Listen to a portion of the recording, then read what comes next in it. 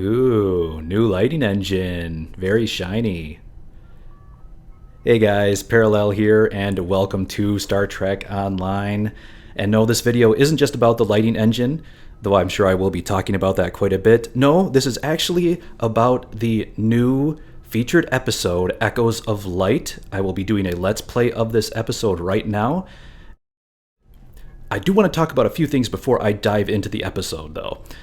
This episode came out with the Agents of Yesterday Artifacts patch, and there were quite a few new things added and some changes that I would like to discuss as they will impact the actual mission itself and the playthrough. So, jumping in here, of course, the new lighting engine is looking quite good.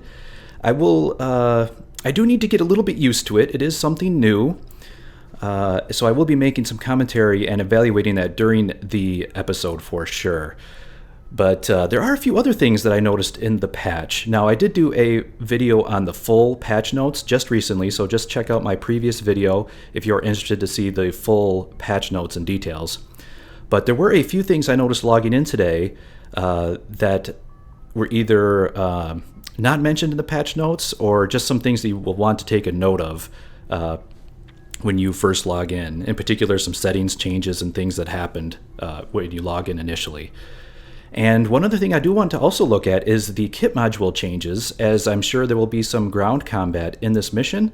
I do need to go through and reset up my kit modules, and I also want to take a look at the kit module upgrading system. So let's go ahead and jump in and take a look right away. Now, the first thing I noticed when I logged in is that it reset my graphics options. Now, it did change a few things. Let me go ahead and pull mine up here. I immediately noticed it reset my anti-aliasing, so you'll want to change that to your preferred setting if you had it. MSAA, of course, is probably the best. It did also, I've heard some issues of people having their render scale or resolution scale reset, and that actually will really degrade the visual quality. It makes everything looks pixelated because it's actually rendering at a lower resolution than your screen. It's absolutely terrible looking. So make sure if your render scale got changed, make sure to set that back to 1.0. Some other things I noticed in the patch. Of course, the 12 new inventory slots, very nice, very welcome. Absolutely great. It actually happens on all of your characters. All of my alts have this. And here I'm on my temporal agent character. This is my tactical character who is created as part of the Agents of Yesterday as with the temporal agent event. And currently my favorite character right now. And I've done several Let's Plays on this character, so I am looking forward to this. But yeah, new inventory slots. Fantastic. And apparently this is global. I mean, if you ever create a new character in the future, they will start with the 12 extra slots, and all of your alts have it. So, absolutely great. Thank you, Cryptic. That is well appreciated. Very nice change. One thing I noticed that I didn't see in the patch notes is that they actually seem to have changed the sorting algorithm for the auto sort. I also noticed it in particular on the R&D tab. I always use the sort function, and I noticed that when I did it this time, it rearranged almost everything, and it seems to do a little bit of a better job now in sorting your, in particular on the materials. It seems to actually sort them better by rarity. You can see like all the common materials are here, all of the uncommon, and then the blue, and then the purple, and then puts all of your tech upgrades at the bottom. I actually really like this. I don't know if anyone else has noticed this yet, but it is a very nice change. And in fact, also in your regular inventory screen, the auto sort seems to do a little bit better. For example, it seems to have put all my pets together now, whereas those used to be kind of scattered around when the auto sort was used. It's done a better job of putting all my consoles together. It actually, you can see here some of my kit modules. Those used to be sorted to the end of the list, and now they're actually sorted up here along next to armor and other items for space items. It still puts all of your currencies, like your rare currencies up here, like your Iconium data cores and your Cronton buffers, neural processors, basically your elite marks are up here.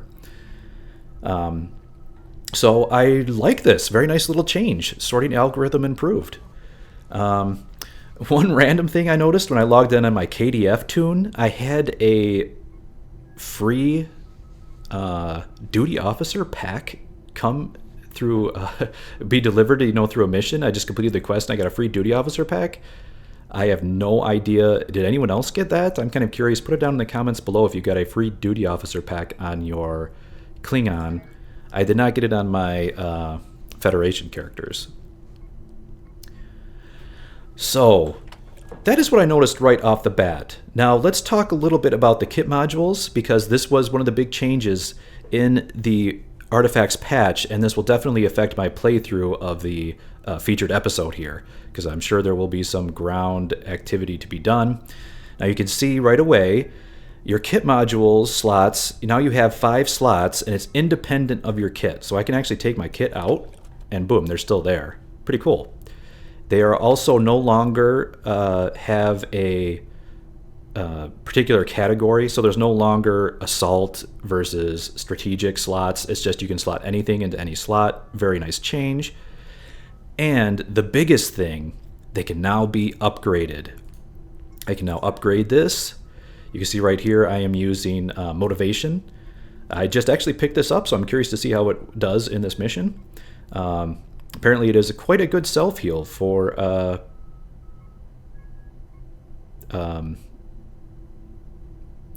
technical characters, and it is also a nice damage buff. So nice little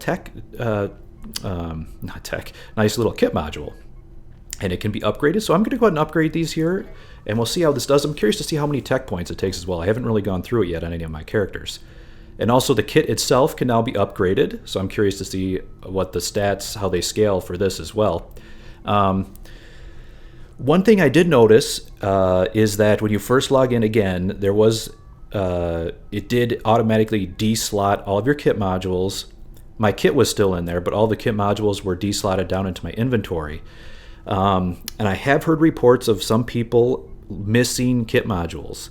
If you are missing any kit modules, one workaround that I've heard so far is that you can just do a map transfer, like change channels on a ground map, or go from ground to a space and then back down to the ground, and it should reload, and then it should appear into your inventory. So if you're missing any of your kit modules, give that a try. Now I myself experienced this with the one particular module, which is the crystalline spike module from one of the old crystalline entity events. That module is just completely deleted. And I looked on all of my characters that had it. I had it on, I believe, 4 or 5 different alts. They was all deleted. Now, fortunately, this module can be reclaimed, so there's no problem. I don't have it on this character because the Agent of Yesterday character was created after that event. So, but you can, if you just go into your dilithium store and go to the reclaim tab, you can get it back here. So there's no harm done if it was deleted. All right. So those are the kit modules. Now let's go ahead and upgrade these and see how it does. I'm curious to see. Now, one thing I did notice is that for whatever reason, I do really like Paradox Bomb as a ground ability on my temporal agent here. Not only does it fit with the theme of the temporal agent, but it's almost like a ground version of a gravity well. It's fantastic. But for some reason, it's not upgradable. See, can't upgrade it. Whereas all of these other ones are upgradable. Now, if you're wondering, these are all gold quality. I did not actually increase the qualities on these. These were all standard gold quality because they are either lockbox or event kit modules. So, for example, Graviton Spike was a summer kit module that you can get, a fantastic one at that. I'm also going to be using Deadly Intent, which is a lockbox kit module. I did actually just recently pick up all of these modules because of the Infinity lockbox that was recently out. The prices were quite affordable, so I wanted to pick these up. I really have not played a lot with these on the ground yet, so I'm curious to see how it goes in this mission. I also picked up Trajectory Bending, and then finally Motivation. So I'm going to upgrade these all to Mark 14, and they're already gold, so awesome. Now, let's see how much it takes. I just want to quickly look. So 461 kinetic damage. Let's go ahead and upgrade this. Not bad at all. So it only takes 26,000 tech points. So let's go ahead and do it. So that got me to Mark 13. And then let's go ahead and put more in here. And that takes 52,000. Not too bad at all. Not bad at all. It's not exorbitant price, and this is already at Epic, so.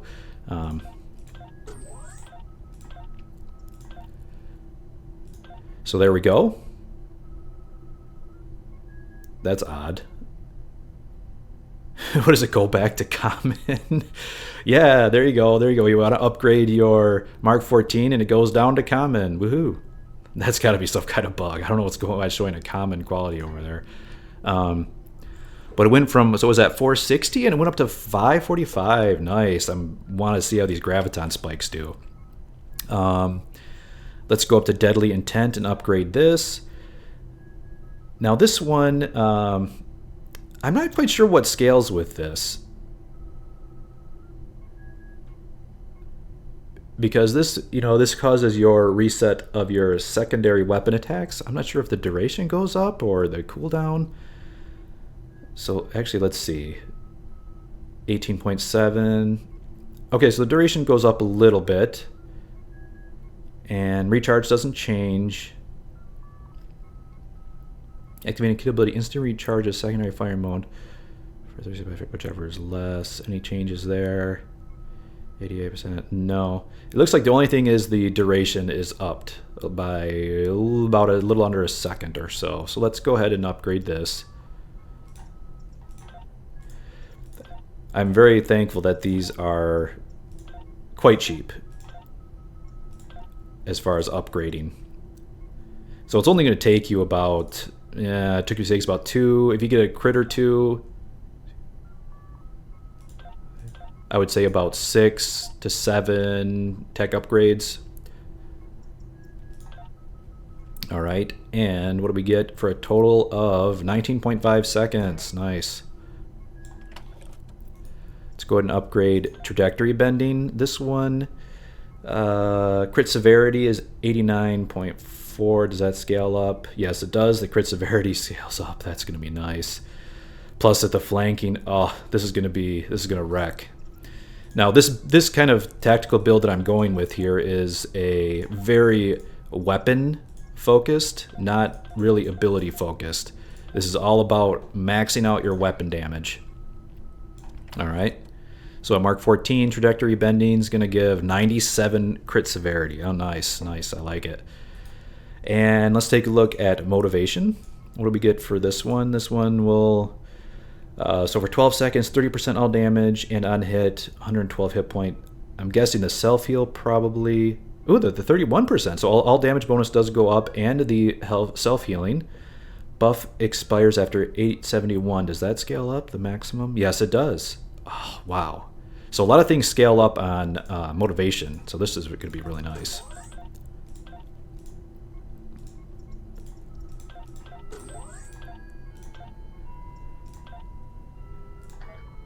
Very nice. Okay, we're going to be giving this a try. Again, this is a very new build for me. I just picked up all these modules. I've only just experimented with them once. So we'll see how this goes. Now let's upgrade the kit itself. The kit that I'm using here is a Delta Expedition kit. I like this for the crit chance and the kit performance and weapon crit. Let's go ahead and upgrade this. I'm curious to see how many. And yes, it looks like all of the kits and the kit modules all use the ground tech upgrades. It's about the same, even a little bit less than the modules. I'm just going to go up to Mark 14. I'm not going to try to increase the rarity. But right now it's giving 5% crit chance, 30% crit performance, and 30 weapon. Did that go up like at all? It doesn't go up at all from that to ultra rare. Okay. But there we go, all fully upgraded. If you're also wondering what other abilities what other equipment I will be using, I'm using the Advanced Fleet Recoil Compensating Armor for the massive crit severity buff. And I'm also using a 2-piece Not Cool set, including the shields, which are what I consider the best shields in the game now because of the health immunity proc when you're on low health. Very nice. Plus it has a 2-piece bonus I'm using with the Not Cool Assault Rifle. The 2-piece bonus also gives, I believe it's a crit severity buff as well, so I'm definitely looking to max out crit severity. All I really need to complete this build is a Boolean cannon, but I have not splurged on the Lobi yet, so no Boolean cannon for me. I am in fact just using a split beam Herald weapon, this Herald staff split beam. It does the 2-piece set, 2% crit chance and 30% crit severity. So I like the 2-piece set bonus from the Not Cool. I love the Advanced Fleet Recoil Compensating Armor, and then there is the split beam. You can see my stats on ground that I'm sporting right now. I'm looking at my kit readiness. Well, kit readiness of 50. Kit performance of 210. Not the best in the world, but pretty average. But does this actually say my crit chance? Let's just look at my stats here. So I'm looking at a 16.5% crit chance and a 216 crit severity. Nice. See, I'm really digging this build. This would definitely be great with a Boolean cannon. That is my sort of dream build. But it should be working pretty well here just with the Herald Anti-Proton split beam. I'll be getting lots of split beam shots off, so that should be working well. All right, so enough of the build stuff. But I will just say overall, I'm really liking the new kit module system. It is fantastic. Just be aware if you lost any kits, change maps, you should get them back or reclaim them if you can from the the various from either the the dilithium reclaim store or from wherever the source was. Yes, and I'm really excited. Let's go ahead and I really want to jump into the mission and check out this new episode. It has been a long time since we have gotten a new featured episode. I cannot wait.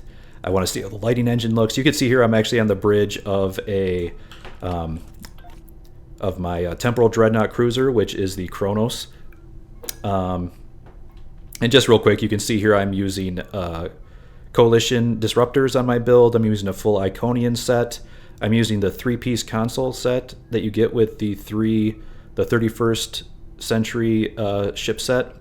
Plasmonic Leech, Plasma Exploders with Particle Gen and Aggro Increase. I do kind of use this as an aggro tank. And then, of course, Vulnerability Locators. And I'm only using, I don't have the Elite Fighters, I'm just using the Advanced. As far as my, I'm using, of course, Temporal Operative Specialization, and as secondary, I'm using Strategist, all maxed out. I'll just quickly show my traits that I'm using. I'm using Improved Feedback Pulse and Emitter Synergy to try and increase some exotic damage. I am sort of a hybrid build here. I am a very weapons damage focused build, but also I'm using Channel Deconstruction to build Entropy and then Entropic Redistribution, which is a very heavy hitting attack. I like it a lot. I'm also using a Gravity Well to suck things in to make sure they are all hit by Entropic Redistribution. And I'm using a Feedback Pulse. I've used a few iterations of this build. This one is actually a little more squishy than I prefer. I do have Aux to Sif 3 on there, and I'm running 2 Aux, Aux to Weapon and Emergency to Weapon and Emergency to Shields. I do have a Chemosite on here, a Beamfire at Will 2, and Attack Team and Alpha and Beta. Omega and Beta. And there you go. So that's just a quick rundown of my space build and my ground build, so you will be very familiar with what I'm using for the episode. All right, enough dilly-dallying. Let's take a look. I will, of course, be taking a look at the lighting engine. I want to see it in all the different environments. I'm actually very much considering going back and doing a couple of old episodes and seeing how the lighting looks in them. And I know, of course, I think the episode that everyone is going to want to go back and play is the you know, the Bonniekin episode. And what is the name of it? Oh, yeah. What Lies Beneath. That would be a fantastic episode to go back to with the new lighting engine. I am very tempted to do that and maybe do a little quick Let's Play of it. That would be a lot of fun because that's a very dark map. It could be very spooky. I want to see how the new lighting engine works on that one. All right, let's go in here. All right, Echoes of Light, featured episode. Delegates are meeting to determine the future of the Alliance. Journey to the summit on New Romulus and ensure its success. Check back each week as new rewards are unlocked for the featured episode. Yes, that's right. This is a featured episode, so there are some bonus rewards. I will take a look at those at the end of the mission. Once I am awarded one, I'll be able to, you know, pop open the info field on that. The info tooltip should have all of these set bonuses, so I will do that at the end. We've been in regular contact with the Lucari, and they've recently unveiled a new starship designed for space exploration. They're eager to head out into the unknown, and they've asked us to give them a hand. Starfleet has decided to send you to assist them in their first voyage beyond their home system. Oh. This is an exciting time for the Lucari. Watch over them and help them to see the value of space exploration, and let them make discoveries and follow their sense of wonder. Just don't let them get in over their heads. All right, so yeah, the Lucari are sort of a emerging species. They are fairly new to Star Trek Online. I believe they are Star Trek Online original species. They're not from the actual shows. They're not canon, but they are sort of just beginning to get into warp drive technology, and we met them briefly in the previous episode called Sunrise, where they had an issue where the Toxu Tout was threatening their star. So we'll see how this goes. I'm interested to learn a little bit more about the Lucari. I guess this is a cryptic original here. They're not constrained by any canon lore that's already out there or existing, and I'm very curious to see where this new plot line goes. All right, so we do get our featured episode weekly reward, which I'm sure will have you can either get the tech upgrade or the spec point. Nice. 720 dilithium. Okay, so we get a Nausicaan energy lance, huh? And we get that is a disruptor damage. Character bind and pickup, very well ground weapon. And it has a Nausicaan energy net. Does disruptor damage over time. Shield pen. To target, it's a hold as well. So hold and damage, and consumes stacks of Nausicaan disruptor static on activation. Okay, that sounds like a very unique weapon. We'll have to check that out. And we can choose one of the following. We can get the Nausicaan disruptor beam. Wow, let's see if the proc... So it's a disruptor weapon. It's a beam array. I could fit this into my coalition build if it's got a good proc. So the proc is a 2.5% chance hold for 5 seconds. On hold, it does 320 disruptor damage per second. I'm on the ground, so that damage is probably not accurate, but per second over 5 seconds. With Nausicaan weapon augmentation set bonus. Okay. I'll definitely be checking out that set bonus. But it looks like it procs a hold. Cannot equip more than one of this item. So it's like you can put it on one slot. But you can't. So it has that chance to proc a hold and a damage over time with the hold. And it also can provide a set bonus. Okay. I'm interested. I'm intrigued. Could have some potential here. And it's easy to fit into a disruptor build, which is actually becoming quite popular. I'm rather enjoying my coalition disruptors. All right, let's accept this and head out to aid the Lucari in their first warp flight beyond their system. All right. Let's go ahead and transwarp.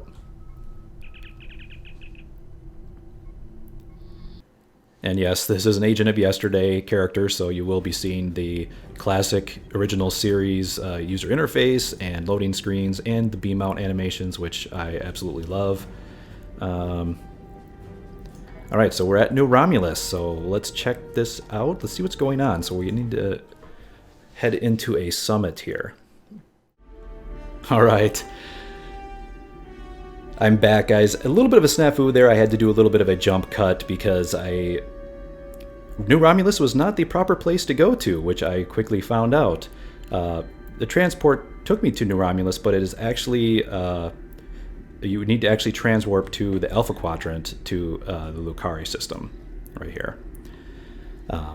So using the transwarp here put me at New Romulus for some reason, but using the transwarp on my underneath the minimap here and the quest tracker, it did put me in the right location. So I would definitely recommend, if you do want to transwarp, use that option.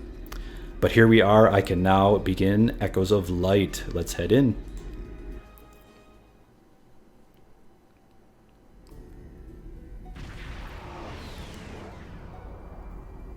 Nice. I already like the glow off the engines there with the new lighting engine. Ooh, a couple new ships. Is that a Lucari ship? We have arrived in Lucari system, Admiral. I'm reading their starship in a standard orbit there. I'm picking up some comm traffic. It sounds like Captain Kumerke is in the middle of a discussion with the Ferengi daemon. Helm, take us to the Lucari ship. That is right. Lucari is actually very close to Ferenginar. My friend Kumarka, just think about how much I can help.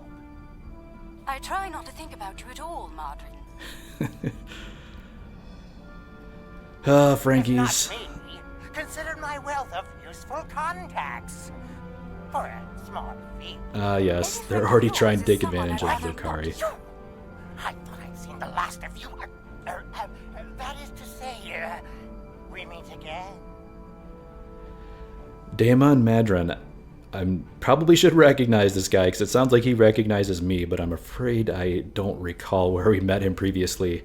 Maybe it will give us a hint here. Daemon Madron. Fortunately for you, our business is with the Lucari today. Oh, come now. I'm sure we can reach an agreement that is to everyone's liking. I'm prepared to offer you an exclusive, once-in-a-lifetime investment opportunity. Sure. Heckram, out the channel. Hail the Lucari. Man, Ferengi are pretty insufferable. Thank you. That insistent Ferengi has been trying to make new trade deals with us since he first visited our system. Oh, everything he tries to sell is either broken or worthless. Of course. Yeah, Kumarka. I believe this is the woman that we met in the first mission. She certainly sounds the same. I believe it's the same voice actor, which is cool. Let's go ahead and continue. Thank you. It's good to see you again, and under much better circumstances. You'll be happy to know that our star remains stable. Yeah, that's good. We've not seen any Tholian ships since the incident, thankfully. That's right, the Tholians were there as well, going after Caldano. All right, so let's go ahead The decision to explore was somewhat controversial, however.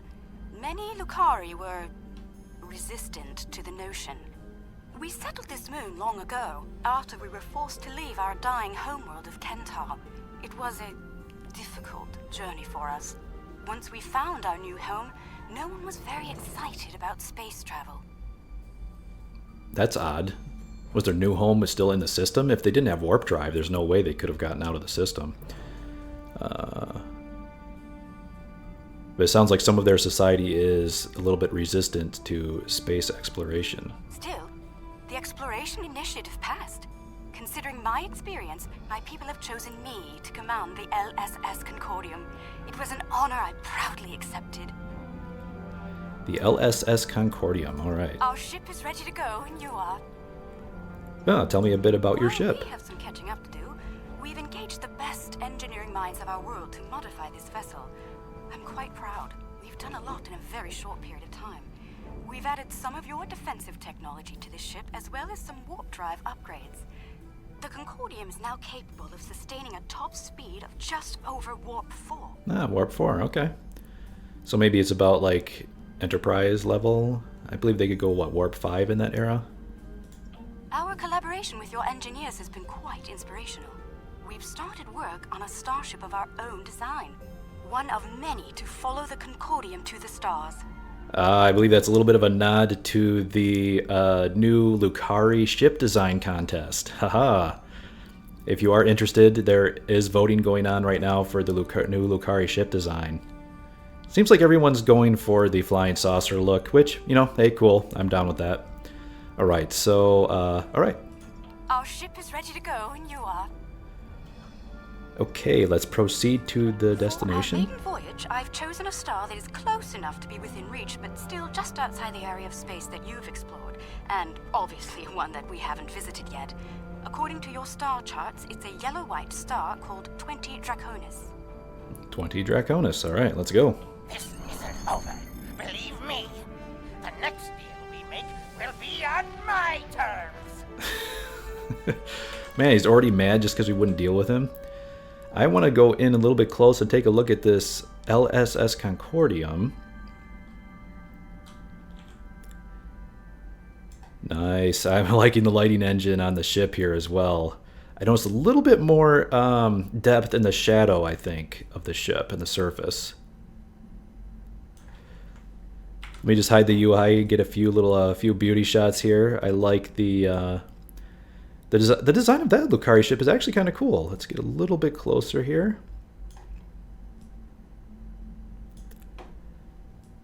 Kind of utilitarian, but actually kind of neat looking. I like the sort of two hull sections with a structure in between. Looks pretty cool. I actually wonder. I believe that's the engines in the back there, so very cool. So new ship design there. All right, let's go ahead and warp to 20 Draconis.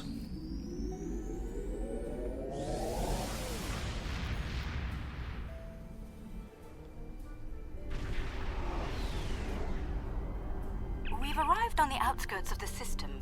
There's a large field of rocky debris and asteroids. We're picking up various metals and crystalline formations. Should we approach one of the larger asteroids and take some more readings? Yes, we'll head to one of the larger asteroids and scan it. Sounds like fun. Let's go ahead and activate our abilities here, launch some fighters, just in case. And there's the ship. Very cool looking nebula here, kind of a very colorful gas formations. Looks nice though.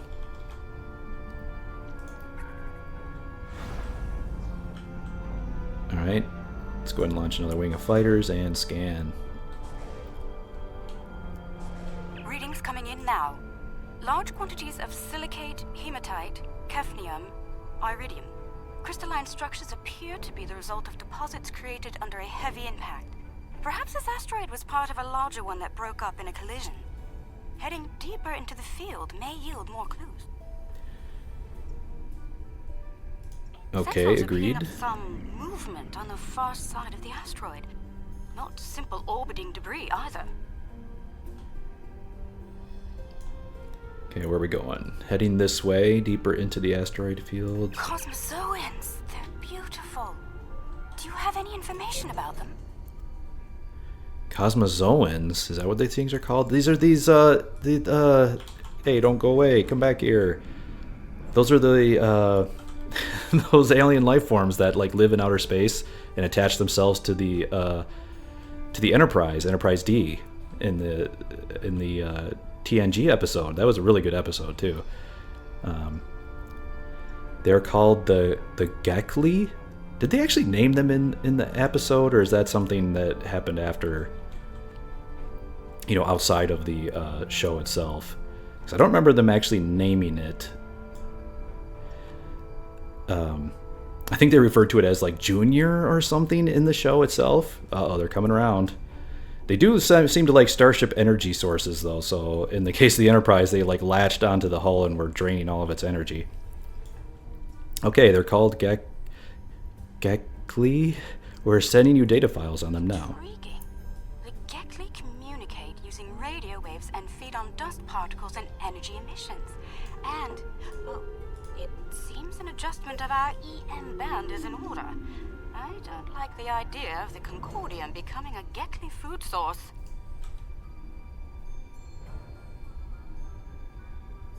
Interesting. So it looks like an elder one, 2 adults, and a newborn. We are adjusting our EM band down to 0.002 cycles as well. I believe there was like a certain frequency that they did the creatures did not like. That's what the Enterprise did to get them off of the hull.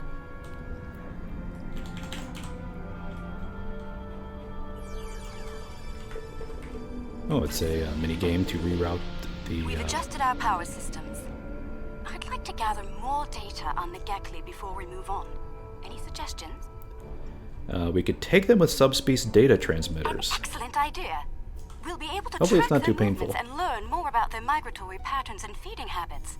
We'll need to get close in order to attach the tag safely. Agreed. Let's close to the Gekli and attach a tag with minimal force. Alright. Apparently I'm already close enough. I'm already only 4 kilometers away here. Data's coming in from the Gekli. I'd like to expand the number of tagged subjects to optimize data collection. Where'd they go? Let's get close enough to slip in with a pod and join them in their swimming. Right, we'll fly to the Gekli pod and join them as they swim through space. Ooh, cutscene.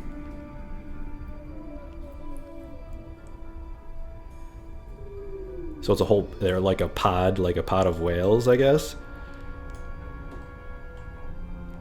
Let's go ahead and check them out.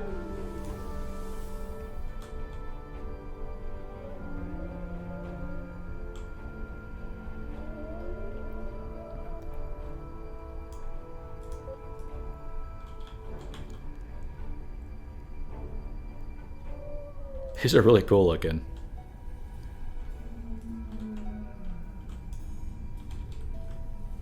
Alright, I guess we just gotta stay We're getting close. close-up Whoa. readings from all of the creatures.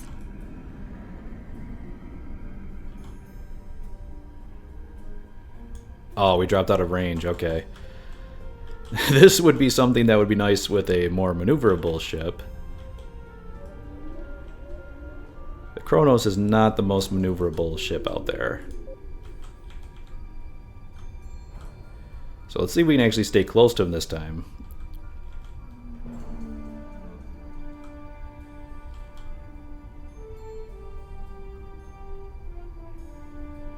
They're treating us like one of their own. They're trying to talk to us with their radio waves. That was incredible. What a singular experience. We've spotted a larger group of them in an area not too far from here. This looks like a feeding ground for several Gekli pods.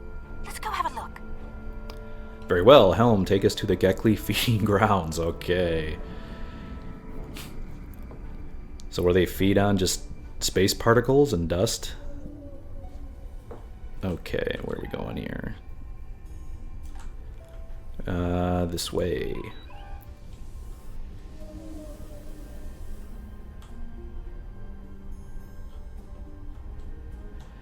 These things are pretty cool. I wonder why they were never more explored in any of the There are shows. signs that several Gekli pods frequent this area. There's a lot of dust and particulate matter, but we can't see how the asteroids are getting broken down. I think there's something we're not seeing on the visible spectrum. Your ship has a stronger deflector than ours. Can you emit a particle wave? We could use that to illuminate things that might be happening in different spectra. Okay, sounds like a plan. We can emit a multi-spectrum particle wave.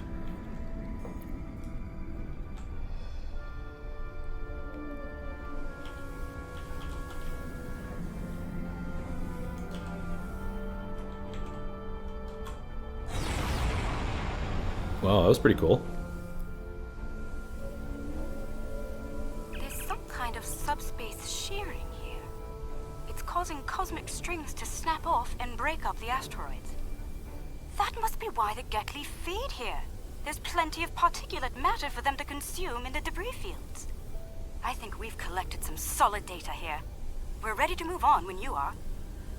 Alright, let's see what lies ahead. Warp to next area. Okay, I guess we just had a swim with the Gekli here. Didn't seem to... I was fully expecting some kind of attack from a Ferengi or something to happen, but I guess not. A swarm of comets passing by this stellar body. They look to have an orbital period of about 173 of your standard years. I'd like to know if they came from outside of the system and were caught in its gravity, or if they originated here. Shall we take some scans? Okay, that's a good way to begin. That's kind of cool looking. Got some comets coming into the system.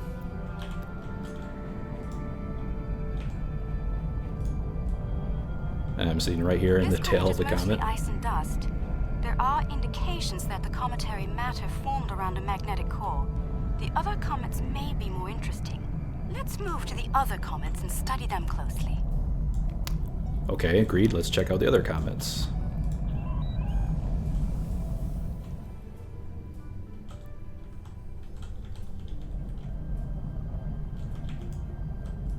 These remind me from one of the comets from one of the episodes, and I don't recall the name of it.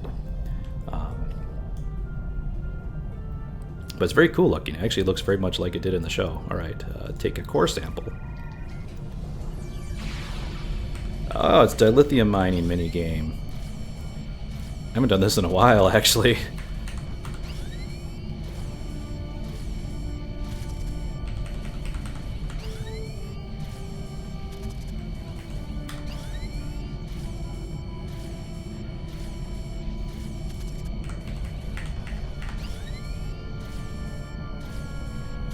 Man, it really has been a long time since I've done dilithium mining. This is bringing back bad memories of when I used to grind this.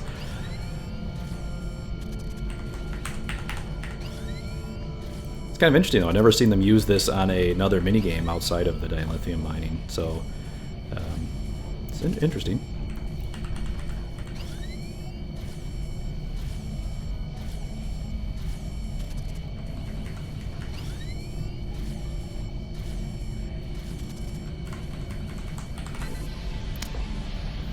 .490, collect ore. Definitely not the best score in the world. Signs of magnetic radioactivity. It's a kind of cool beam coming out.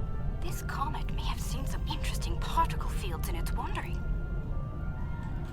The magnetic core must help to draw in materials and form the corona. Okay, let's check out the last comet here.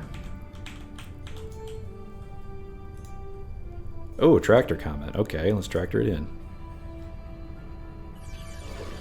Ah, another minigame. They're definitely going all out on using a variety of minigames here in this mission.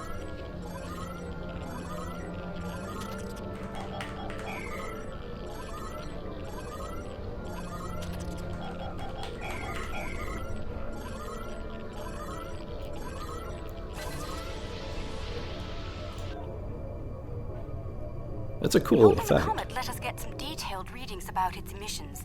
Based on the structure of its silicate crystals, it's been in a pattern. It picks up energy from its trip near the star, then loses that energy as it loops past the planets. It's like ice melting and refreezing, but it seems to lose a large quantity of energy all at once near here. I'm not sure why. The radioactivity should be steady. Perhaps there's something draining the energy. Let's keep looking. These comets seem to have a long orbit that coincides with the orbit of a Class A planet nearby. I'd like to launch a probe and see if the cometary movements have had any impact on the planet. Okay, let's launch a probe and collect.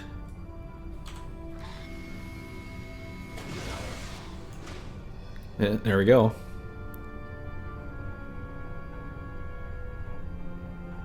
So we have to survey the middle orbital ring. Data received. The planet is radiating a considerable amount of heat for its size. Nothing something our shields can't handle, but I don't see any expeditions to its surface happening anytime soon. Curious. I'm picking up several large, moving sources of energy. Sensors indicate they're a life form of some kind. A cosmozoan, but not the Gekli. I'd like to study them if we can. Oh, another... I wonder... Okay, I'm just going on a wild guess here. The other cosmozoan I recall... I guess it really wasn't a cosmozoan, but... I guess you could consider the crystalline entity a cosmozoan, but... I'm thinking of... what was that one episode? I think it was Tin Man is what they called it. I wonder if that could be... But I guess I don't know if that was really cosmozoan technically, because that was actually a ship, but it was like a living ship. But let's take a look. I'm curious to see what this is. So it's way over here, somewhere near the moon, or the. I guess this is a planet, not a moon. Planet is geothermal in nature. Its surface is partially molten.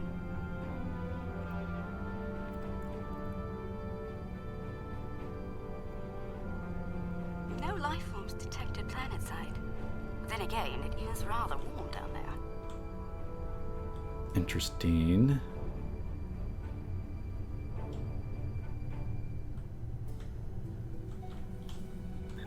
So where are we going? I guess the other side of the planet here. That's a very cool looking star.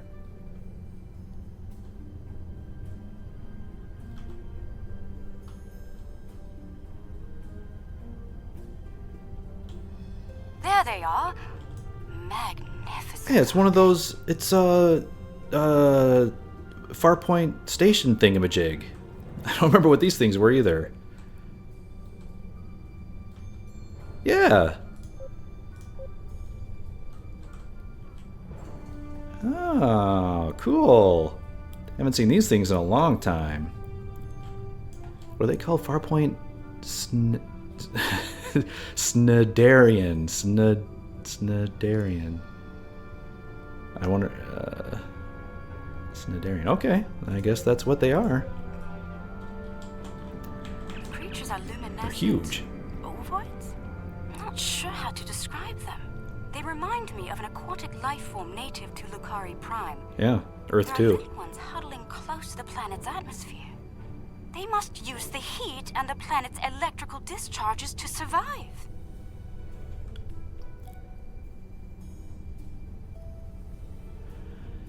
They're a type of Snidarian. We're sending you files now. I've not heard this name either. Interesting. These life forms were encountered by the USS Enterprise D on Deneb 4, someplace called Farpoint Station. Yeah.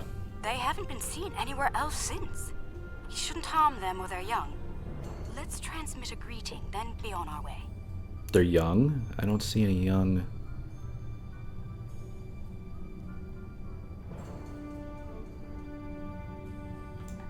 Okay. We'll move close and transmit a greeting. Is there young around here somewhere? I'm not seeing them. Let's just do a quick... Nice.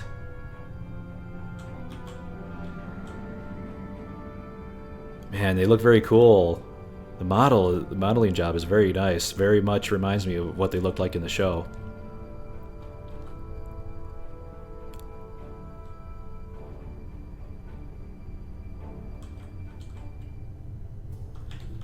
Cool. All right, let's transmit the greeting.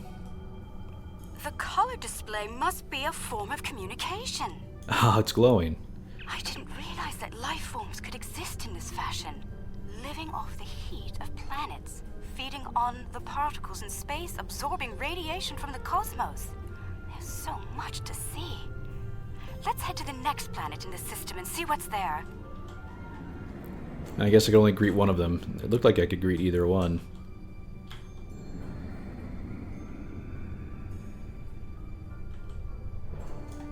Very cool. Now all we need to see is a Tin Man, and maybe V'ger should come visit. Then we'll have all of the all the various space creatures. Let's see. There's so much to do. All right, let's warp out.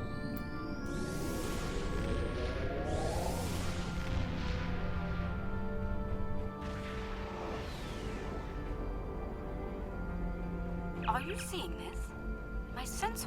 indicate this planet is completely devoid of any organic material. And yet, it has a breathable atmosphere and lies well within the system's habitable zone. Most curious. Huh. Interesting. So no life on this planet, even though it's within the habitable area. Agreed. Let's take a closer look. Picking up residual levels of radiation. Oh my. I believe I know what happened to this world. Some kind of proto-matter wave happened here. Proto-matter wave? What, like Genesis? What the heck? It's dangerously unstable. Not if you know how to resolve the chaotic turbulence with a tarfine reduction. This was a recent event. Some kind of proto-matter incident happened, and it wiped out all life on the planet. I think we should send an away team down to learn more. Agreed. Let's beam down and see what's happening. Very cool looking ring, and with the star in the background there. I will beam down in a second, but proto-matter, that immediately makes me think of Genesis. That would be very cool if they brought Genesis back into this, but correct me if I'm wrong here, but I thought Star Trek Online only has the licensing to the TV shows, not the movies. Oh, but then again, they got the Kelvin, so they obviously have the licensing to the JJ Trek series. So maybe they do. Maybe they can use Genesis. I don't know. But yeah, proto-matter's got to be a reference to that, at least in some way. Very nice. Definitely liking this new. Got some occlusion going on there. Nice. Lens flare. Let's get some lens flare here. I saw one. No. I thought I saw a little bit of lens flare. Am I going crazy here?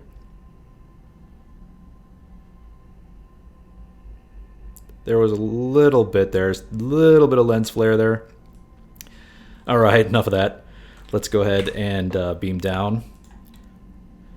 But so far, liking the new lighting engine. I think with some tweaks, it could be really excellent. Like I said, the only... Not sure I'll ever get used to transporters. Let's see. Initial scans suggest this area used to be inhabited, but I can't find a single trace of organic matter. None. I see some carvings on those canyon walls. Let's take a look. Alright, that pillar near the canyon looks interesting.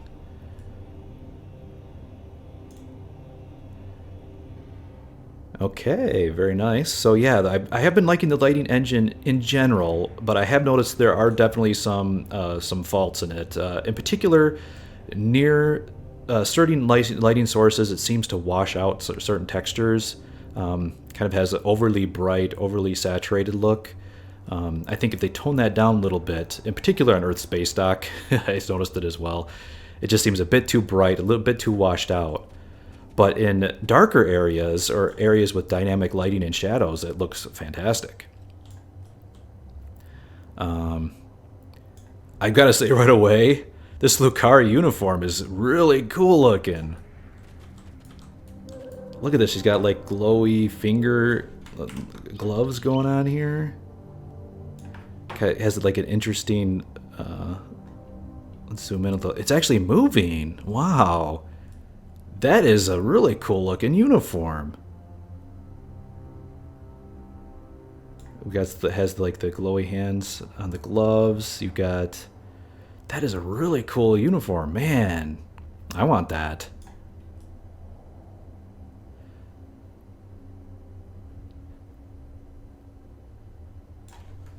All right, so let's keep going here. Explore the area, examine a pillar. So where are we going here? Looks like we need to head over that way. Looks like there are some... these look... Oh, it is just duranium. I was going to say it looked like it might be a different... different material, but no, it's just the same old research materials, so I won't waste any time on that. I am quite stock full of research materials right now. Okay, but this actually looks like some kind of technology, so... Alright, so let's examine the pillar here. The walls of this canyon were worked by tools. I'm sure of it. Sentient life forms lived here. Until the proto-matter detonation. This pillar here, it seems to be a sign pointing to that canyon. Perhaps a pathway there leads to a settlement of some kind. I'm reading metallic objects there as well. Shall we take a look? All right, let's go through the path in the canyon. So definitely some remains of some alien civilization. Look, there's some kind of large structure further down the canyon. Not to mention stairs. That would be a sign of intelligent life.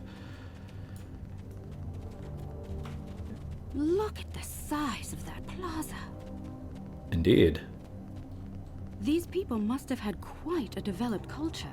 Let's take some readings up there.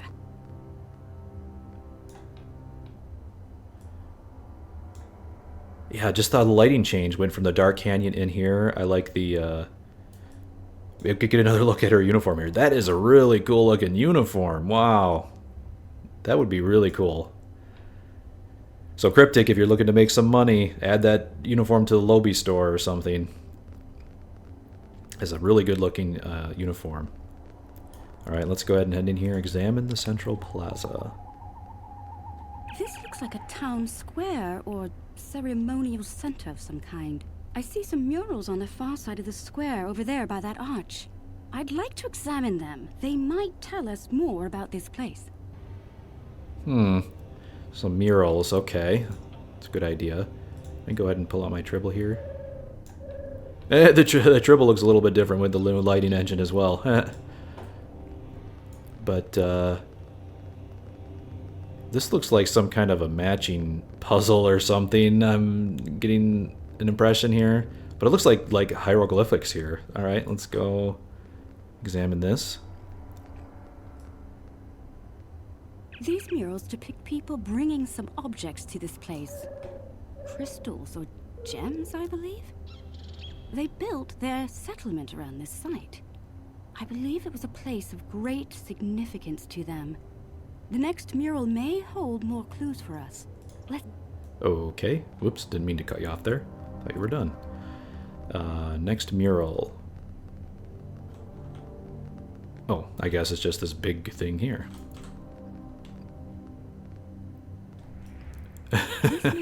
Nice animation there. This large structure.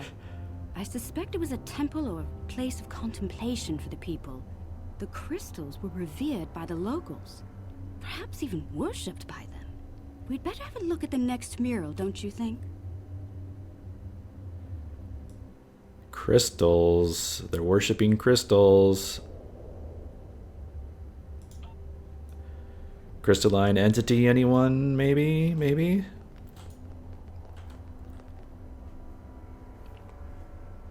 The crystals depicted in this mural appear to be growing for some reason. I wonder if this is a symbolic or literal representation of events. Perhaps the structure needed to be modified to hold the volume of crystals they collected over the years. The crystals may have grown through natural means as well. Quite the enigma we found here. I suspect there's more to be found inside. Getting there will be a challenge, however. According to my scans, these pillars are connected to some kind of massive mechanical structure. Probably at the peak of technology for these people. I believe it's some kind of opening mechanism for the structure's door. Actual mechanical structures. Okay. Can we open it by deploying some kind of device or using our tricorder? We could probably force it open, but that could damage the structure, and too much force could even collapse it entirely.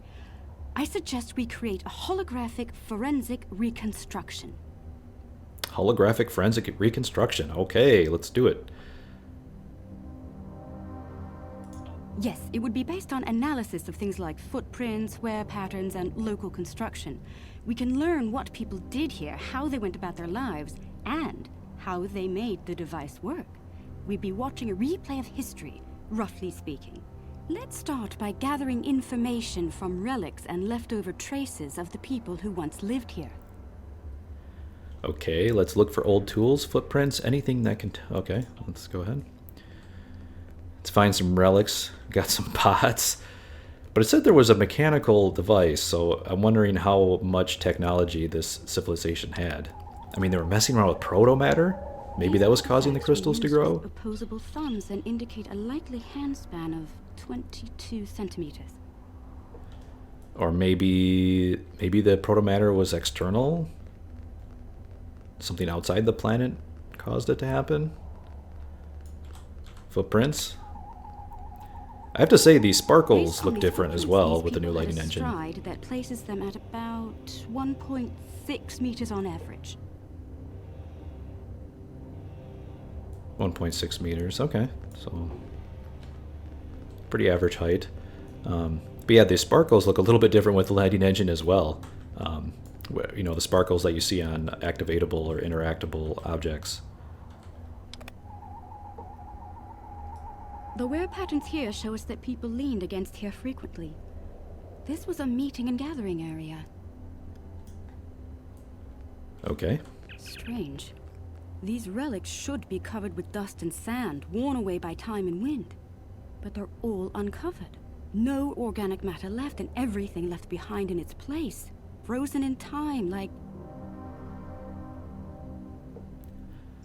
these people died recently. Yes. The evidence seems clear. The proto-matter detonation happened only weeks, perhaps even days ago. Wow. We're going to need to make an accurate simulation to continue our studies here. I suggest using modified pattern enhancers to do this. Agreed. We will set up pattern enhancers in the plaza. That is weird. How could it all be so recent? Wouldn't there be like some kind of residue? I mean, a planetary destruction only a few days ago, there would be something still, you know, going on. Yeah, let's set up the enhancers online. enhancer. The signal is strong and clear.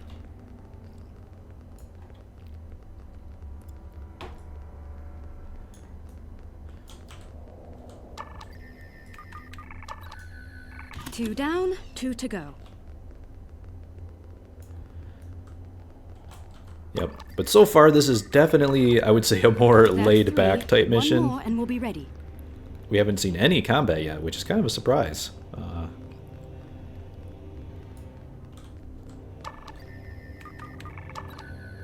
That's the last one. All enhancers online and standing by. All right. The enhancers should give us pretty good image range. Your tricorder can then act as the center of the network control for the enhancers. I can tie in my data to your tricorder whenever you're ready. Get a little close to the center of the square so we can see what happens. Okay, let's go ahead and do that. Whoa.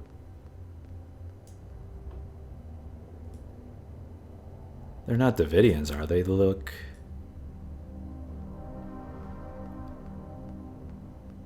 Note that the alien is using the pillars in a specific order. Ah. Yeah, that is some kind of a matching puzzle, I'm guessing.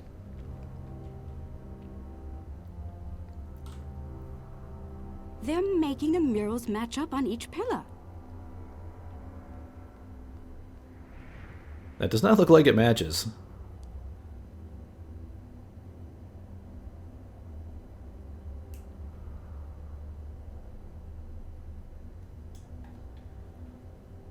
And then they go to the door. Alright, seems obvious enough.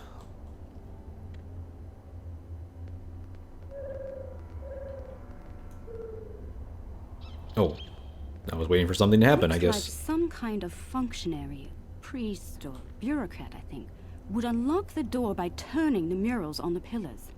The top mural on each pillar seems to be locked in place for reference. We should follow the order they used on the pillar murals. If we can turn them correctly, I believe we'll unlock the door. Okay, yep, turn them in the proper order, unlock the door, got it. So the top mural is fixed, and then we can rotate the middle and the lower, okay.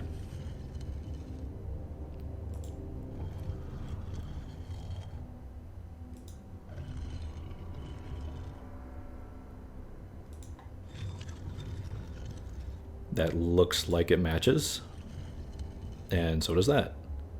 Oh, we've rotated the pillars out of order. The mechanism is resetting itself. Wait, what?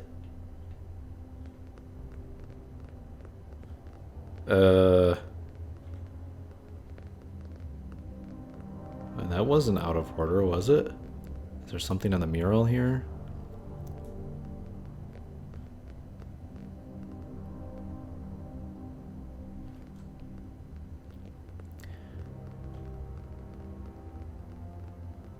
Was it this one they did first? Maybe I do it in the order that they did in the...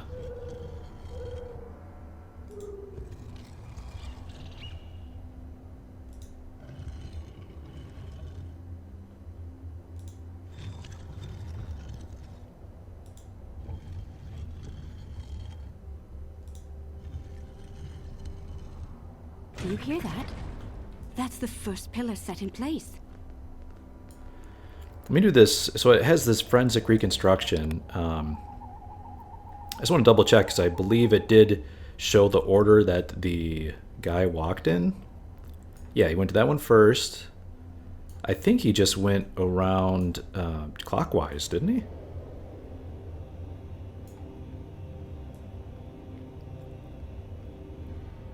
Yeah, I think he just went around clockwise.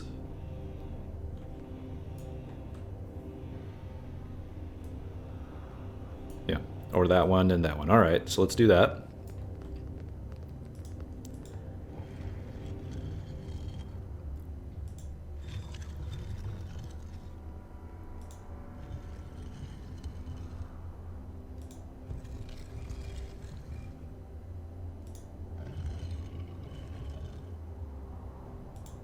Please work. That's 2 pillars set into All place.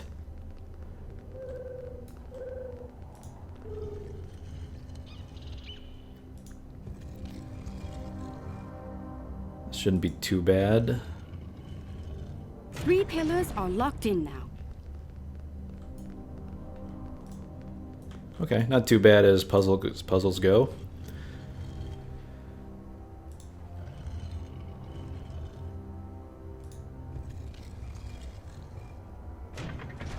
All right, cutscene.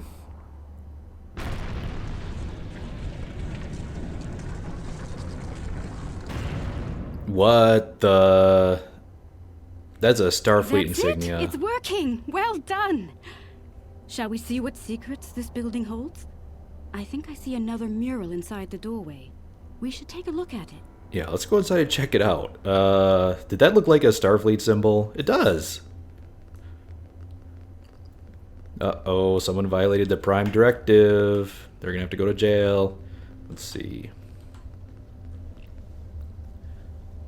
Isn't that the symbol of your Starfleet? How did it get here? How could it be in a temple of people who don't even have electricity, much less space travel? This is getting stranger by the minute. We should search the temple for more murals. Yep, let's go look for some more. Okay, this is getting fishy.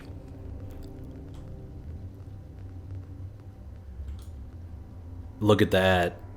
It's definitely got your tactical science and engineering.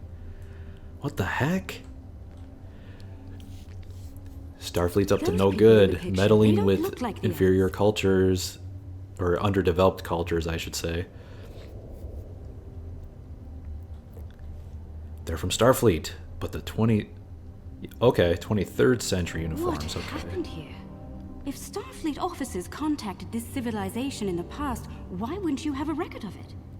We should head deeper into the temple and continue our search. 23rd century. Now, I know K13 was a big part of this this artifacts update. When K13 was lost in time, maybe it visited this planet?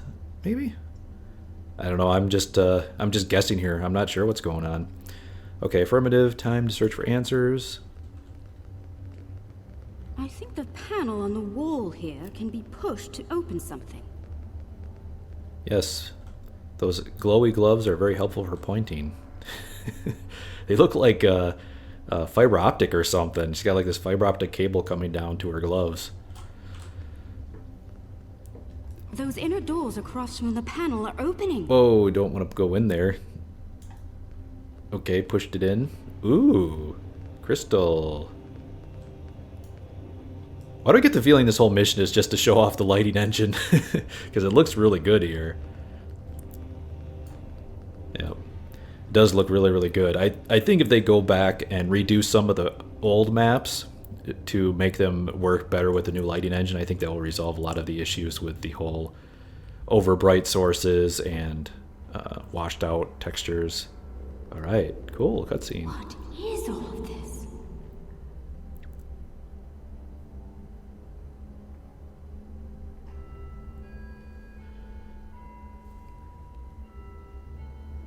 So definitely crystals, but I'm not getting the impression that these are from like a crystalline entity. They don't have the same look. Okay, I did not mean to just roll there, so I'm glad I didn't fall off to my death. Looks like water down there, okay. But yeah, very cool. It's got like, even got like particles coming through the sunlight. Very cool looking.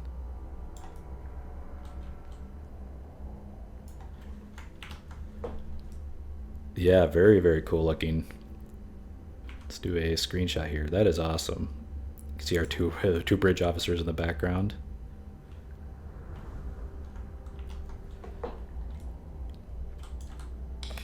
All right, let's scan with our 23rd century's tricorder. According to my tricorder, we've reached ground zero. This is where someone detonated the protomatter bomb.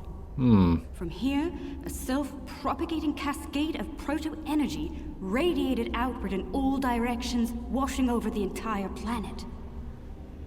Could this have been a failed terraforming project? Terraforming, Genesis, I'm telling you.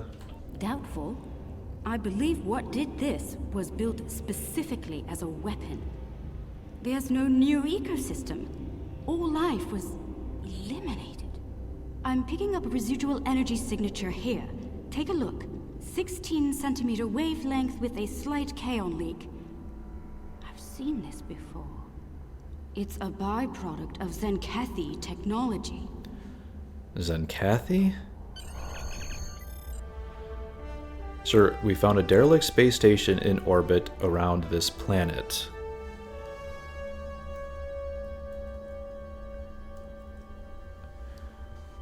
It's unpowered and covered in decades of dust, which made it hard to pinpoint in the asteroid ring. Okay, unfortunately, we aren't the only ones to find it. Several starships have arrived in the system. Aha, maybe some action here. Let's see. And they're laying claim to the station. What should we do? Ah, a dust-covered station. Dust-covered station. K13. I'm not saying anything. I'm just saying. But that said, I don't remember the Zenkathi.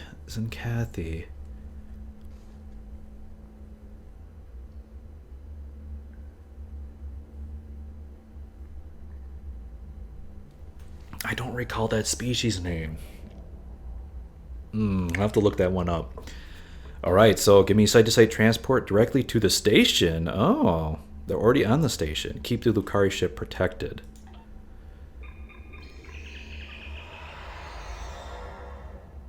Alright, let's beam out of here. So we're going right to the station.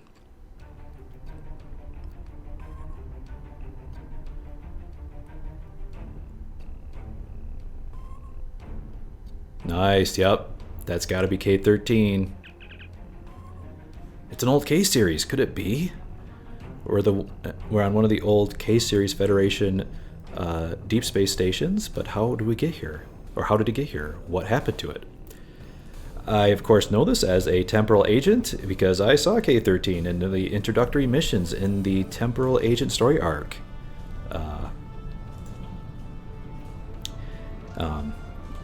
And yeah, just, you know, obviously spoilers. This whole episode is obviously spoilers for any of the related content that came before it. But yeah, that was one of the episodes. Let me see if I can pull it up here. But if you go into the Agents of Yesterday, I think it was, yeah, Painful Omens, Deep Space K13. You go on there, you have a nice little, I won't spoil it too much, but the crewman Daniels is there and gets into the time travel shenanigans with the Not Cool, and that station is then lost in the time stream, and I guess we're about to find out what happened to it.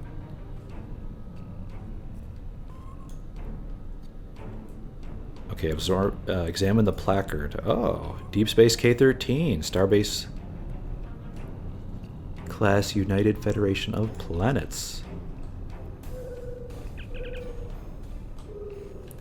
It says, Deep Space K13, Admiral. The station was lost in time over 100 years ago. 140 to be precise. I remember. I was there. Cool. It does actually reference that you were there. I wonder if it has different text for non-temporal agent characters. You're trespassing. I'm claiming this station as salvage, along with everything in it. A little piece of history like this will be quite the vacation site. Experience life on the final frontier at Podron's K13. Yeah, turn K13 into a resort. Unless you're here to discuss leasing opportunities, I suggest you beam off my station. Oh my god, the Ferengi already want to lease this out. Man, is there anything they can't manipulate for a profit? Alright, so, it's not your station yet. I think we'll take a look around. This old beauty needs some serious repairs. It'd be a shame if something happened to you, or the active stasis pods my men found on board. Okay. A little thinly veiled threat there. And I like to see something that happened, Daemon. Alright. Fair warning. My Nausicaan guards aren't very fond of intrusion. Nausicaans. Uh-oh. That must be why the reward for this is a Nausicaan. And this seems to...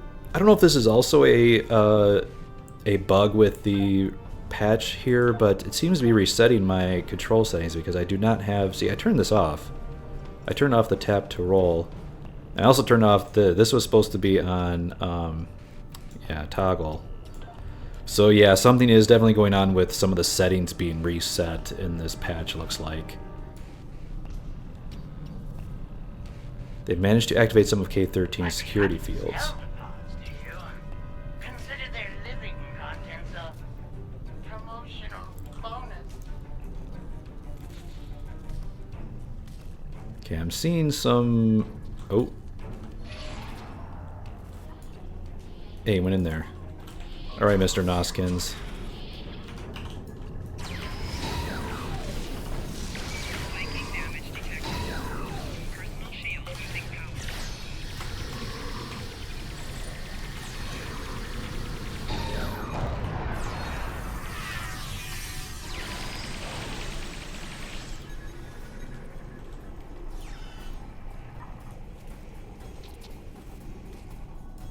Okay, so Noskins have been hired by... Yeah, I guess the Noskins are pretty much mercenaries, so alright, let's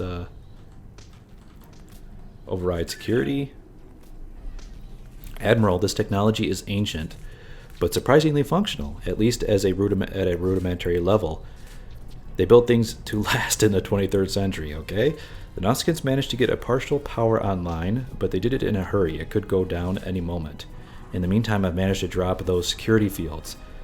We can access other parts of the station now. Anything else in the computer? There are some log files in the computer as well. Most of them are garbled, but I believe I can restore the last entry. Let's hear it.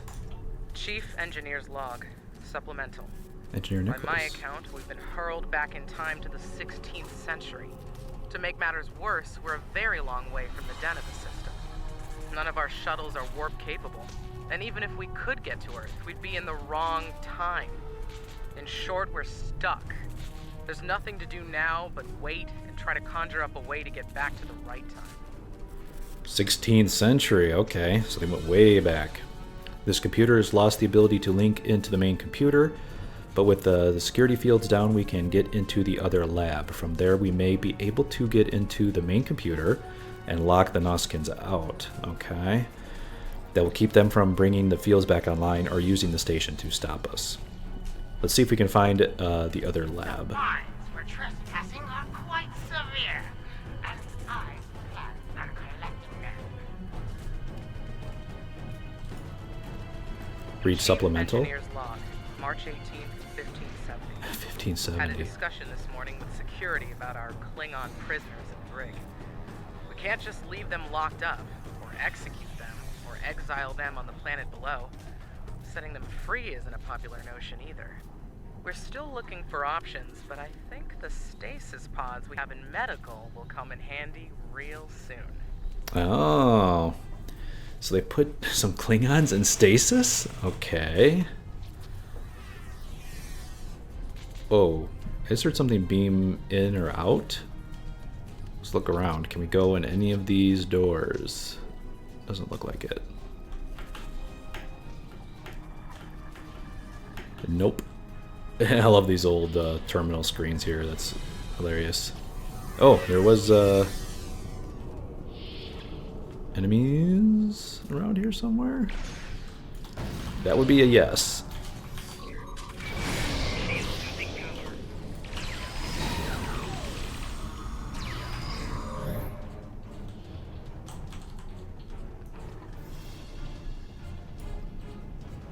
Whoa, they're going crazy. They're aggroed on something. Hey, get back here, guys.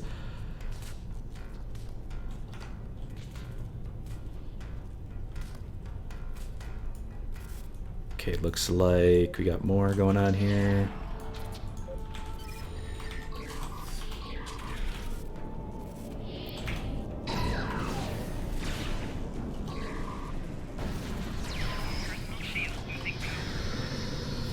There's a lot of Noskins in there.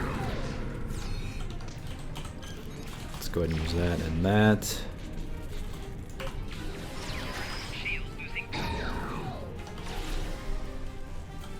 Oh crap, they're using that hold thing on me. Ah!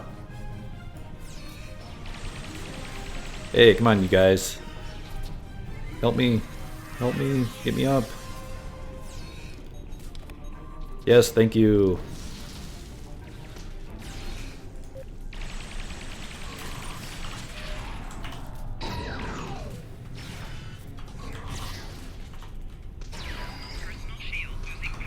Man, these guys hit pretty hard. Ouch. Minefield. Oh, I'm getting wrecked. Alright, come in here and help me again. Ooh, she died as well. Man, those Noskin disruptors are hitting pretty hard. What difficulty am I on here? Oh, I'm on advanced. I just want to make sure it wasn't elite because I'm getting wrecked. Come on. You can do it. They're not responding to my call for help. Let's just respawn.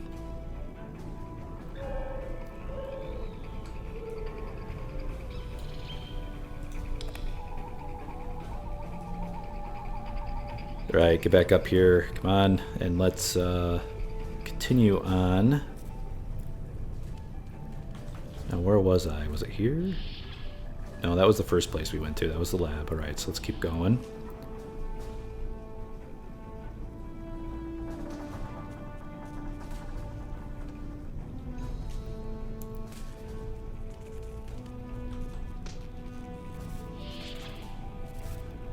Good. The mines are gone. That's a good thing, at least. So yeah, note to self, be careful with Noskins. They do lay mines. And they do have that hold proc on their disruptor weapons that hurt pretty bad. Alright, I'm locking the Noskins out of the main computer. That will keep them from taking over any more of the subsystems. Good work. Any more information? There's another log entry. Alright. Chief Engineer's log, April 17th. 1570. Today we visited the planet we're calling Draconis 3 to collect supplies. The good news, there's a humanoid civilization down there. Yup. The bad news, a potential prime directive violation. Our landing party was seen beaming in by some of the locals. We're hoping that doesn't impact their culture in any way. Yeah. Sure, they can't about help that. us go home. Their tech level is Bronze Age at best. So yeah, they kind of erected some Starfleet symbols in their murals, so you did have a little bit of an influence. That was a pretty serious violation of the Prime Directive there. Then again, they were just trying to survive, right? They were stranded, so... Alright, so, Admiral, the station's so old and badly damaged that most of the security systems don't work anymore. However, we can take over the... If I could take over the central hub, we can lock down and keep the Noskins from bringing anyone else, from bringing anyone else over. Acknowledge. Let's secure the central hub My of the station. patience is going to cost you dearly.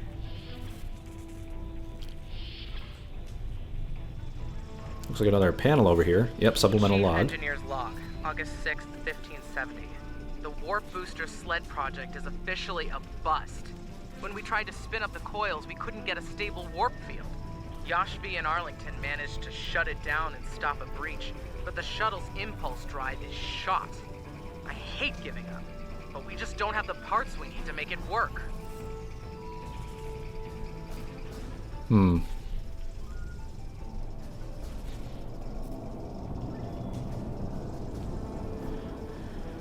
Okay. So no shuttle. They couldn't get out. Yeah. Looks like they were just trying to find a way to get back to their time, and they just couldn't do it. So we're trying to retake the central. So there's another squad of Noskins around here somewhere. There's a Jeffries tube. I'm guessing this is the way to go.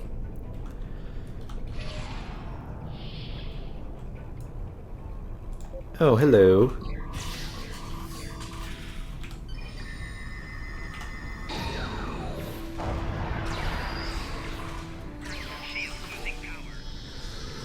Man, that hold is pretty rough. Come on, where are my...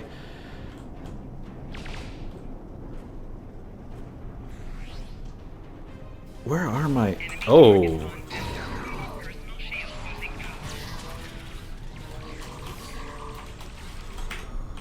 Oh my gosh, that hold. That hold is killing me. Where are all these guys coming from? There were some in there. Where are my bridge officers? What is going on? They're stuck somewhere.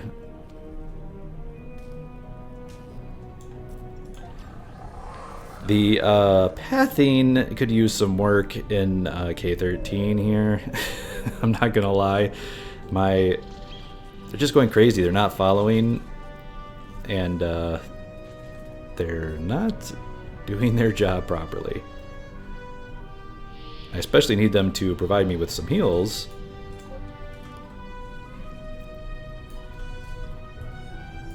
Okay, well, this looks like the big fight, so let's go ahead and do this, and this, and this. Let's do that. Do this. I'm already held. Man, that hold proc is just going off all the time. Take that. Take that. Take that. Take that. Alright, that worked a little better. I have some support. Oh my gosh, those mines. Have there ever been NPCs that use mines like that before? They put mines right on the panel. Okay, there we go. Alright, so let's get up the auxiliary power. Auxiliary power is coming up now, activating a low-level scattering field that will prevent the Noskins from beaming over reinforcements. Excellent. Anything else? I found one last log entry here, Admiral. Afraid the rest of the computer's memory is heavily corrupted. Chief Engineer's log, Ooh, July 26, that's not good. 1571. Most of us went into stasis this morning. There weren't enough pods for everyone. 3 of us had to stay awake. We drew lots. Tavon, Sheridan, and I were the lucky winners. Since we're out of options, we've decided to go native and live out our lives under Conus 3. Hopefully, one day our records will be found, and the people of Station K13. Well, that's unfortunate. So, but it looks like some did go into stasis, and then the rest were, you know, abandoned and lived out their lives in the ancient culture. Uh-oh. Damon's not gonna be happy. Rule of Acquisition 431. When the shooting starts, let the mercenaries handle it. Handle this, Captain.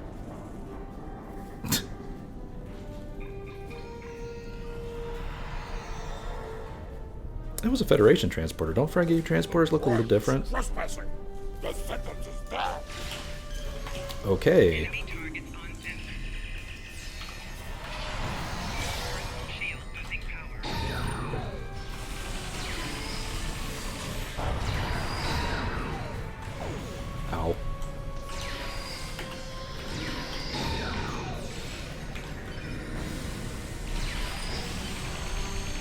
Sweet.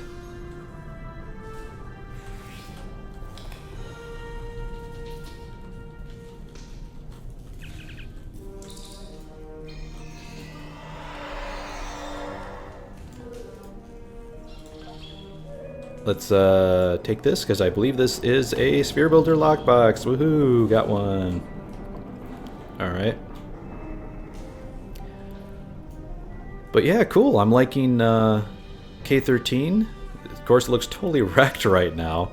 I wonder if, you know, part of the fleet project is you kind of have to rebuild it, and I wonder if it actually visually becomes more and more rebuilt as you finish projects. That would be really cool if it works that way. July 9th, 1571. It's decided. Most of us are going into cryosleep. Those who stay awake, well, there's the rub. Going to live on a remote part of the planet below is likely, despite the Prime Directive issues. Staying here isn't viable. When the supplies are gone and the remaining power is in the stasis pods, anyone left is a goner. This station will be their tomb. Yeah, I mean, they basically had to leave. There was no way they could stay. Oh, accolade. So apparently, I'm betting if you could read all of these supplemental logs, you get an accolade there. I'm glad I stuck around. It didn't beam out right away. Got a cool 60s transporter room right here.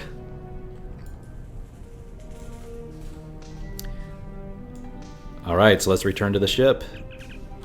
Admiral, we need to get back on the ship right away. Madron and his Nausicaan allies are moving to intercept us in the Concordium. Okay. Nausicans. It looks like we'll need to save the Lucari vessel and take care of these Nausicans. I see you took out the Nausicans on my station. I'll just add their fees to your tab. I do hope you're good for it. Otherwise, I might have to take possession of that pretty ship of yours. Yeah, nice try, Damon. Come to think of it, I'll be taking your ship anyway. Whether you're alive or not when I do is up to you. Yeah, you're welcome to try Daemon. I don't think you're going to be taking out the Kronos Tier 6 Temporal Dreadnought.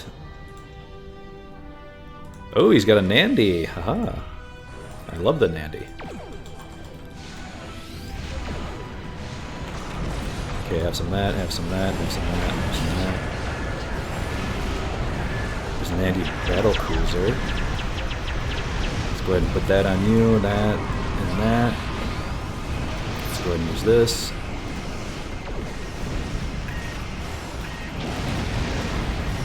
What else we got here? Siphon Frigate.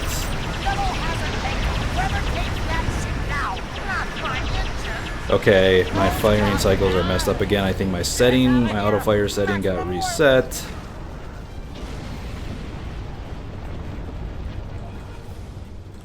That was indeed. I'd say our first flight was a success. Now we need to share our discoveries with everyone back home. I hope today's events will convince my people of the continued need to explore and to be part of the galactic community. With luck, we'll do this again sometime, and soon. On behalf of the Lucari people, thank you. Alright, you're welcome, Captain. Safe travels. Looks like that is the end. Yes, it is complete. Okay, that battle was a little bit anticlimactic. I would have liked a little bit more action there at the end. Maybe a couple waves of Nausicans. That was a little bit lackluster on the combat side, I'm not going to lie. I'd say these events are better described as harrowing. The Zenkathi have been quiet for years, and now they're using protomatter bombs. I don't understand the Zenkathi. I'm going to have to look that up. I don't recall if they had some connection to protomatter. There's also the problem of K13. What do we do with it? I'll put in a call for the Vulcan... Oh, that's my... Oh, that's cool. They put my fleet name in there. No, I'm not the owner of that fleet, but that is the fleet I am in. To send repair teams, the fleet can take command of this piece of history. All stations. All right, so that's kind of cool. So the end is you call in your fleet to take possession of K13. And that kind of leads into the new, new fleet holding. Very cool, but I will say that bug with my settings not being saved is very annoying. It should be, yeah, non-combat cancels. I do like to leave auto fire on during combat. Yep. Seems to get the interfere with your firing cycles less if you're not always pressing spacebar to spam your fire. So I like to leave auto fire on and just let the firing cycles go without interruption. But there it is. That is the end of the mission. That is Echoes of Light. It is, I would say, a very relaxing, very lore heavy, exploration heavy mission. Only a couple bits of combat at the very end when you finally run into Space Station K13. But overall, I would say I did enjoy the mission. Just don't go in expecting a lot of combat, which I mean I think is fine. Not to have a lot of combat. I will say though that the end was a little bit anticlimactic. I would have liked to have a little bit more out of that space battle at the end.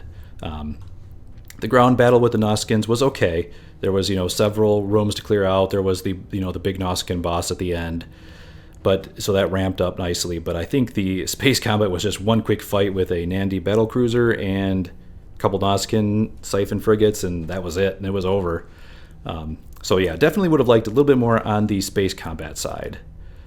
But yeah, but overall I liked it. I liked the Lucari character was good. It was good to see her again. I'll have problems pronouncing her name, but it was yeah, I don't recall her. I don't recall her name, unfortunately, but it was good to see her again as well. It was interesting to interact with the character. I do like the Lucari race. They had a very cool uniforms. Their ships look interesting, and we will be getting the new Lucari customized cryptic vessel that is made with the fleet or the community voting for the appearance. So that is something also to look forward to. But yeah, overall I did like it. I liked the whole the logs from K13 showing what the crew went through. I like how they had to violate the Prime Directive, and they influenced the species that lived in this planet a long time ago. I think that proto-matter bomb is kind of the lead-in, the tie-in. They might explore that a little bit more in the future episodes. Obviously, the Ferengi, the daemon that we dealt with, will not be in the future episodes, as we have, I think, dealt with him. And we'll have to see where it goes from here. So I think that proto-matter will be probably the next lead-in that will open up the next batch of episodes here. And obviously more with the Lucari as well. But yeah, a great episode. We got to see the various life forms that were interesting. The Farpoint Station ones, that was a little bit of a surprise to me. I did not expect to see that one. That's definitely an alien I've not seen in a very long time. Even when I go back and watch Star Trek Next Generation, I almost always skip the first season because it was not that great, unfortunately, especially upon rerun watching. It definitely had some shortcomings, but it was good to see them anyway. Good nostalgia trip there. All right, so enjoyable episode. I liked it. But yeah, like I said, just very light on the action, which I thought was okay. Just that the end fight was a bit of a letdown. All right, so let's go ahead and finish up the episode video here and just take a look at the rewards, and we will close it out from there. Let me just depart the system now so I can claim the rewards, and we'll take a look and see what they have. Fairly long episode, actually. If a lot of dialogue, a lot of exploration, a lot of moving around. Even though the combat itself was short, there was actually quite a bit of content and a lot of different locales to visit. It did look excellent with the new lighting engine, that's for sure. I think they really optimized the maps, in particular for this mission, because there were quite a few unique maps on the mission, and I think they did a very nice job optimizing those particular maps for the new lighting engine. So kudos to Cryptic on that. Great work to the map designers. Very good looking episode overall. visually that is. Alright, so let's go ahead and hail. I'm happy to hear the Lucari handled their first experience with space exploration well. There's talk of their desire to join the Federation, and from what I'm seeing, they'd be fine members.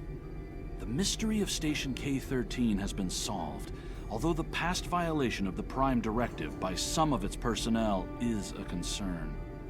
Hopefully the crew preserved in they're long dead, so will be able to shed a little more light on that situation. Finally, this news of a Zenkethi protomatter weapon is disturbing. I'll be looking into it from all angles, diplomatic and military in particular. We've fought a war with them before, and I'd prefer avoiding another now. Fought a war with the Zenkethi. When? I'm trying to think. Were they in Deep Space Nine? I'm just blanking out. I'll have to look them up. But that's definitely where I see the next few episodes going now with this Zenkethi protomatter weapon. But all right, so we get our featured episode weekly reward again. We get our Nausicaan energy lance, and we get a Nausicaan disruptor beam, which I will definitely claim. The other reward you can claim here is just a generic disruptor induction coil. It is very rare though, so if you do want to do this on rerun, you could get those. Let's go ahead and collect that reward. All right.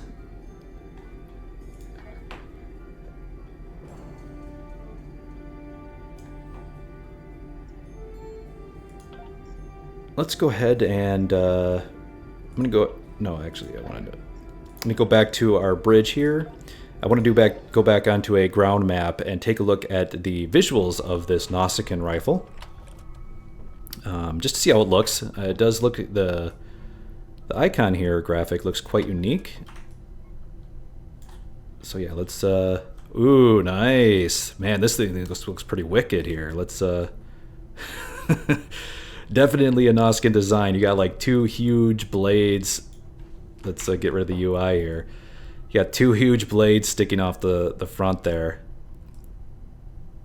Yep. On either side of the barrel.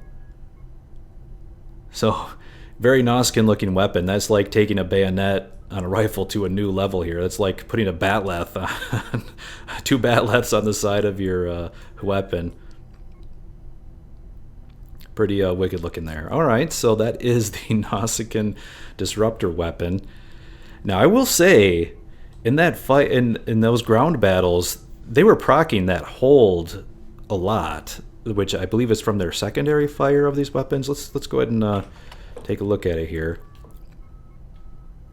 Was it the secondary fire? Yeah, the Nausicaan energy net. That thing was wrecking me.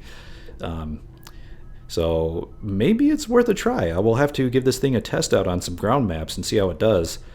But that's a hold and damage, and like I said, that was really inhibiting me. I wasn't able to activate my motivation for healing a lot of the time. They were taking me down pretty easily when they did get that hold off on me. So that could be a very interesting weapon. It could be effective. We'll have to see it. Is it single target? Yeah, it is only single target, which I think is the downside. Usually I like a more area of effect secondary fire. But still, 15-second recharge. You could get a hold off. I don't know if it's a fragile hold or not. It doesn't say fragile hold. You get that off quite a bit, you know. That's not bad, especially for like taking out single targets. I could see that being quite good. All right, so that's the new weapon, and let's take a look at the space weapon here, which is the beam Nausicaan disruptor beam array. And let's do a get info on this.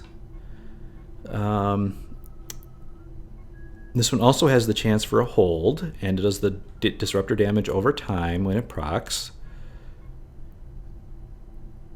And it has the disruptor, yeah, -10 to all damage resistance for 15 seconds. Okay. And minus subsystem power. Okay. Pretty mean proc, honestly, for this weapon. All right, so let's look at the set bonuses here. So there's a 3-piece set. You do get the beam array, Energy torpedo launcher. Energy torpedo launcher. I wonder if that is actually an energy torpedo, similar to the crystalline energy torpedo. Let's oh,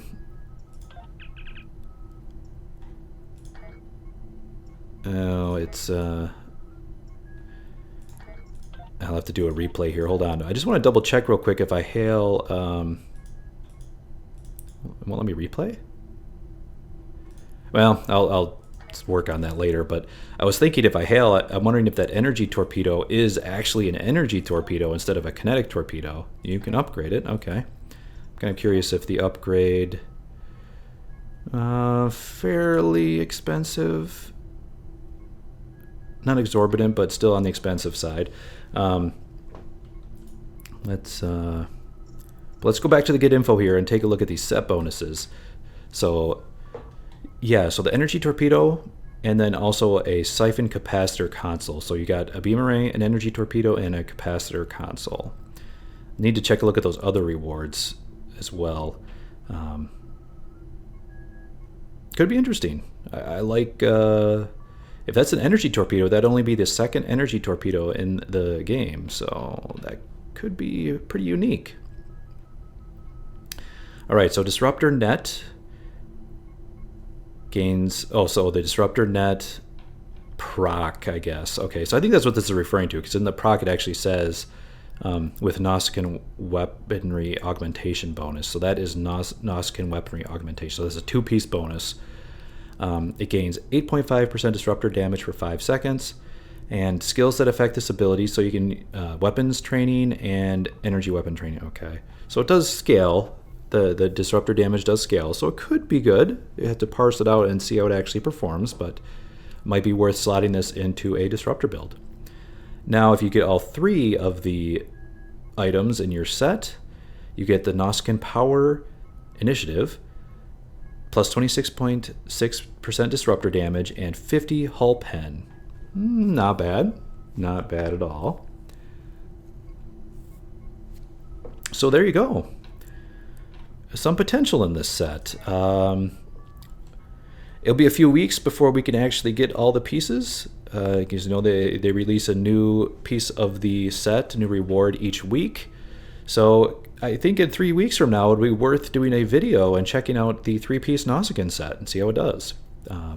So yeah, look forward to that. I'm quite intrigued by the set bonuses, and the fact that it's Disruptor, it should fit well into any of your current Disruptor builds. Worth giving it a shot. All right, but I believe that is it. Thank you very much for watching, everyone. It was very good to get into a new featured episode. It's been so long to actually get in and enjoy some new content. It's been a very long time since we had anything new to do, and I did enjoy the episode. I mean, it was a more relaxed, laid back, I want to say lore heavy or plot heavy mission, that's for sure. It did have some nice characters, though. I did like the Ferengi character, a typical, bungling Ferengi with only profit motive in mind. He was a good enemy character, I think, and it was good to see the Lucari character, and just overall, it was a pretty good mission. I just, I did think that the combat was very light on the combat. Not necessarily a bad thing in itself. I think just that the combat that was there could have been a little bit better. Just a little bit more intense, maybe some extra waves, maybe a little bit more difficulty. At least in the space combat. The ground combat I thought was okay, especially with the Nausicaans going around with those, their new Nausicaan beam weaponry here. What do they call it? The Energy Lance. That was a devastating weapon against players, because being constantly held like that did make the ground combat quite difficult. All right, everyone, that is all. I hope you enjoyed this video, and thank you very much for watching. I do appreciate it, and that is all. Bye for now.